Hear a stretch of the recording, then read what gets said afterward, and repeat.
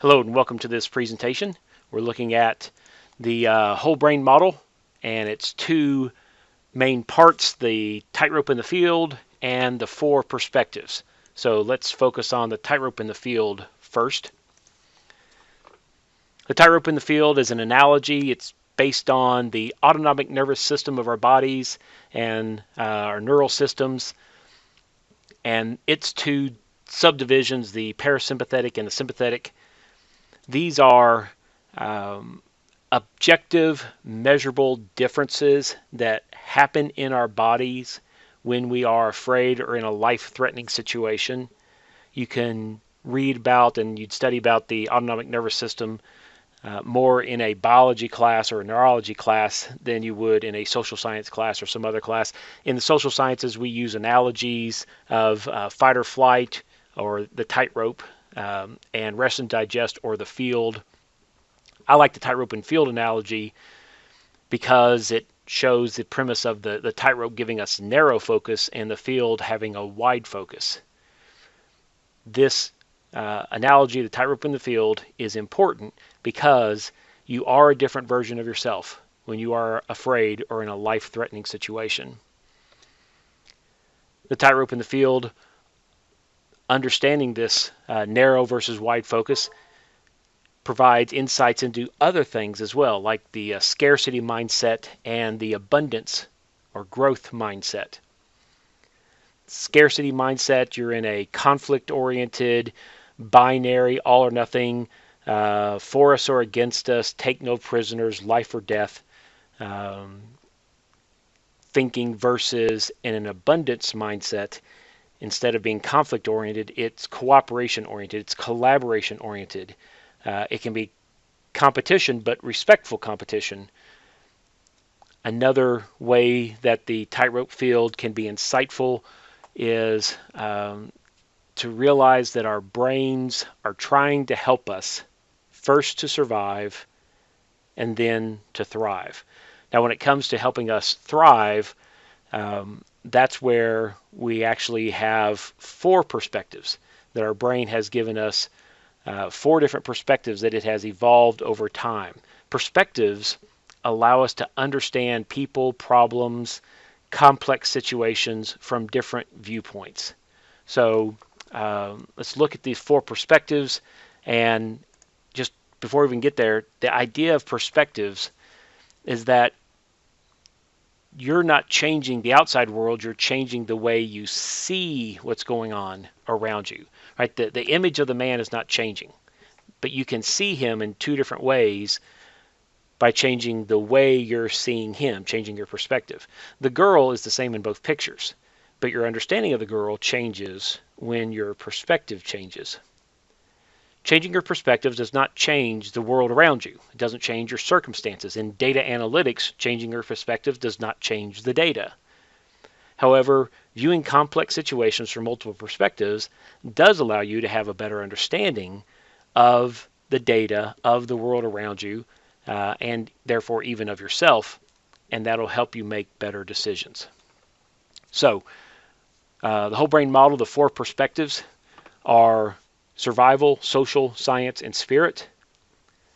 And these perspectives have evolved over time, that our brains have done this and optimized the functionality of these. Now, we're so good at switching between these perspectives, depending on the context, the common sense context of what you mean here, that we take these perspectives for granted. But they're very powerful, and I'll illustrate it just by a phrase, "my heart hurts." You know that same use of words means something different depending on context. If you say "my heart hurts" to your best friend, you're saying something very different than if you say "my heart hurts" to your cardiologist. And you understand the difference there. There's amazing complexity in those same words depending on context, and you're filtering it, you're thinking of it, you're processing the information differently. If you're just by yourself and you feel some chest pains and you think "my heart hurts," right? That's an even different way of doing it. That's your survival perspective, survival lens kicking in and saying, "Hey, is this something that's life-threatening? If it is, I need to treat it as a life-threatening situation." And the human spirit perspective, this is where we think in yet a different perspective. This allows us to process information in a way that is true, but not objectively, literally, scientifically, measurably true. This is where we're talking about the experience of being human. And we use words poetically rather than literally because there's times when literal words are not enough. So we might think about pain and heartbreak this way in poetry. If someone hurts you, still leave your heart open. This is how the pain will find an exit. Signed, an exit. So the four perspectives, just real quick. Survival perspective, this is the oldest part of our brain. It was optimized for survival, sometimes called the reptile brain. And we are a different version of ourselves when we're afraid or in a life-threatening situation.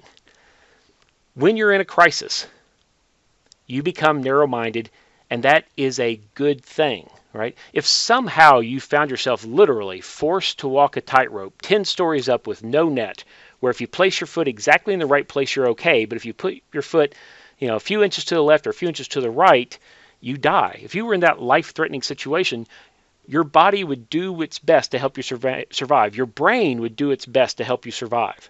Your sympathetic autonomic nervous system would do its best to help you survive. All your attention would be focused on getting that next foot on exactly the right place.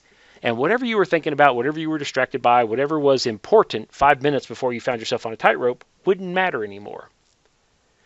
Now, you're probably not going to find yourself walking a tightrope 10 stories up with no net, but that survival perspective, that reptile part of our brain is still there, and it can still be triggered by life-threatening crisis situations, like all of a sudden if a fire breaks out in your house. Whatever you were thinking about 5 minutes ago, 10 minutes ago, whatever you were working on before the fire broke out, really isn't important in that moment.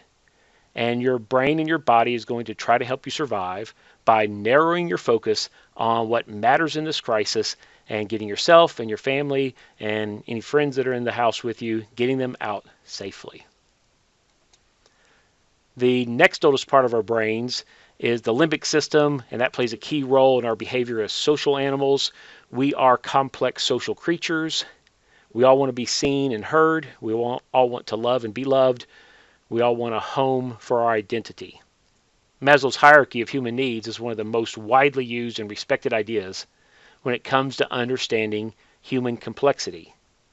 Basic physiological needs, air, food, water, shelter, sleep, these are common to all people. And traditionally, when Maslow's hierarchy is presented, it's presented where the triangle, the pyramid, is a wide base and a narrow top, because the wide base represents 100% of humanity has this physiological basic needs that need to be met. And if you're fortunate enough to have those needs met, then you move up Maslow's hierarchy, but that's not you lose some people along the way. Not everybody has their basic needs met. Not everybody has their basic safety met, right? And the smaller percentage of those who do move up to the next level. And that's why the traditional model has a wide base and a narrow top, because fewer and fewer people are fortunate enough to move up Maslow's hierarchy that way.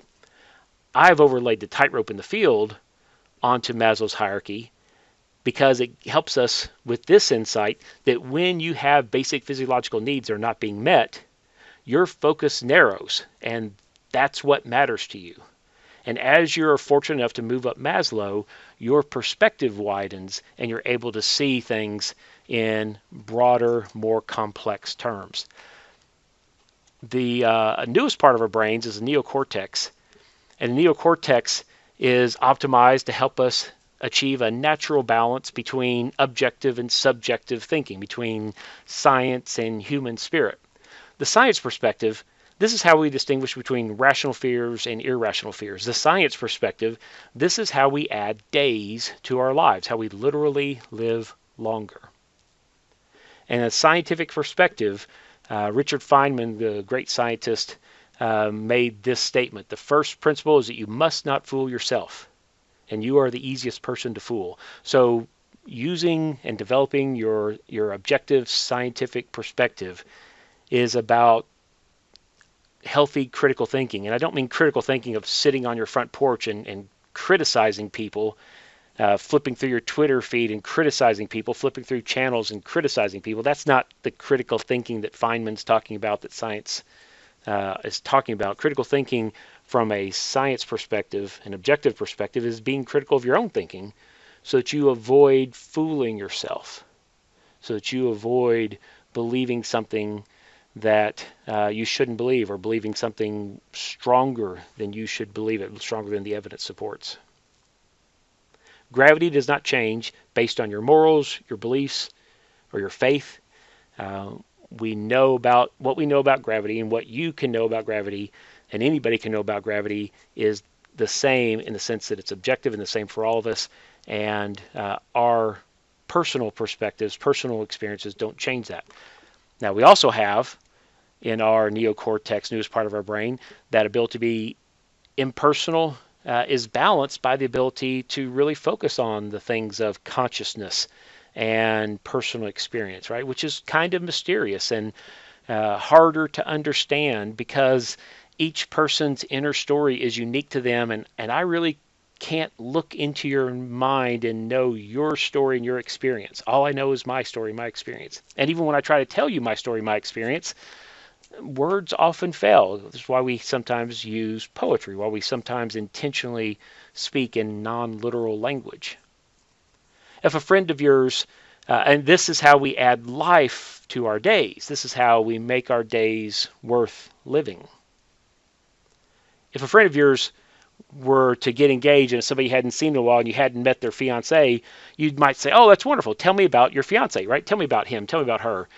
It'd be weird if your friend answered using only objective, factual, scientific truths about his or her fiance. He has brown hair. She drives a Honda. He likes to wear flannel shirts. She was born in Tennessee, right? He is lactose intolerant. She prefers Wendy's over McDonald's. Those can all be 100% true, 100% facts. But that's not the quote. You're not saying, tell me some truths about your fiance. You're saying, tell me about your fiance, right? Tell me the inner experience. Let me know your story. And we choose to share our inner story experience. When somebody chooses to share that with you, it's a blessing, right? And there's times when it's not appropriate to share your inner story experience, because the people it might not be safe based on who's around you. They might use that information against you, whatever. But it's a real blessing when somebody does share their inner story experience and they tell you, right? When I'm with him, I'm the person I want to be. Right? And you know what that means without being able to map it into a math formula, right? When I'm with her, I feel like the world is right. Okay, I know what you mean. Now, there's still obviously problems in the world, right? You're still never a perfect person, but we get it, right? When somebody says, he is my soulmate or she completes me, we understand that they're not trying to be scientifically objective. They're trying to share their personal story. And we listen with that appropriate lens. And it's very human and very fantastic.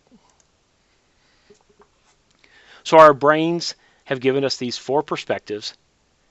Each one has been optimized over time for a specific purpose, a specific why. Right? So the survival perspective has been optimized simply to survive, right? The reptile brain. The social perspective has been optimized to help us to thrive. Thrive in our personal lives, thrive in society and in social contexts. The science perspective, the reason it's been optimized, what it's good at, is to have to live longer, right? To add days to our life, to understand the world around us, so we know what's safe to eat, what's not safe to eat, what's safe to do, what's not safe to do, right? To know what really causes sickness and what doesn't, and all that, right? So an understanding of the world around us in a way that lets us live longer. And the spirit perspective, to understand the human conscious experience inside of us, and then so that we live better and we have empathy for ourselves and empathy for the person across from us, and we add life to our days, ourselves and those around us. So whole brain thinking, the whole brain model allows us to think in this broad way, taking the time to slow down and understand fears and the desire for freedom, to understand the four perspectives and what each one is offering us on this situation, on this context, so we can be mindful of both of these. And I want you to consider how being mindful of the whole brain thinking, how that might affect something. It could apply to anything in your life, but in particular, think about data analytics. How does a whole brain thinking, a mindfulness, affect the way we approach data? How does a mindfulness affect the way we run a business or we do business? And then more personally, right? How does a mindful whole brain thinking, if you slow down and take the time to look from multiple perspectives, you have your own professional advisory board in your head, these four perspectives. If you consult your personal advisory board on your personal life, how can that benefit you? And then when you use that personal advisory board to consult your relationships with other people, how can that benefit you? So I want you to think about that and share that even in the discussion board if you would.